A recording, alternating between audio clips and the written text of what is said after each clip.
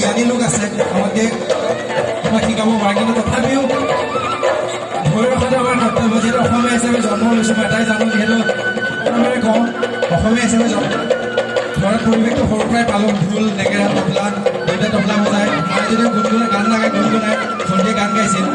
চ' তেনেকৈ ক'ৰবাত যদি সেই তেজত সেই বস্তুখিনি আহিল, ক'ৰবাত যে এটা হেঁপাহ জাগিল মনত যে অসমৰ নামটো, অসমৰ অকল ঢোলটো কি ঢোলটোৱে নহয়, দবা, খোল, নেগেৰা, টকাৰী হওক, ডগৰ হওক, সকলোখিনি যাতে ইণ্টাৰনেশ্যনেল লেভেলত লৈ যাই পেলাই চিনাকি কৰাই দিব পাৰোঁ।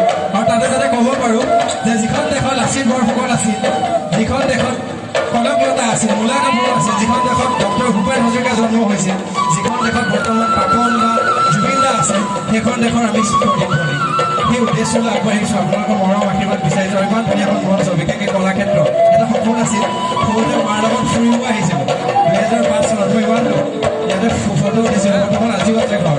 কেতিয়াও ভবা নাছিলোঁ যে ইয়াতে এই কলাক্ষেত্ৰৰ এই চোতালত বা ঘৰুৱা মানুহখিনিৰ লগত অকণমান ধেমালি কৰিব পাম বুলি। চ' আশীৰ্বাদ বিচাৰিছোঁ, ভাগৰ লাগিছে, সময় ওলাইছোঁ। প্ৰতিধ্বনি আশীৰ্বাদ কৰিব, মৰম দিব। আমাৰ যাতে প্ৰতিধ্বনিটো ইয়াৰে পৰা যাতে বাহিৰলৈকে যায়, বাহিৰৰ মানুহকেইটা যাতে চিনাকি, সেইটো উদ্দেশ্য। দীঘলীয়া নকৰোঁ, সামৰিব ওলাইছোঁ প্ৰতিধ্বনি।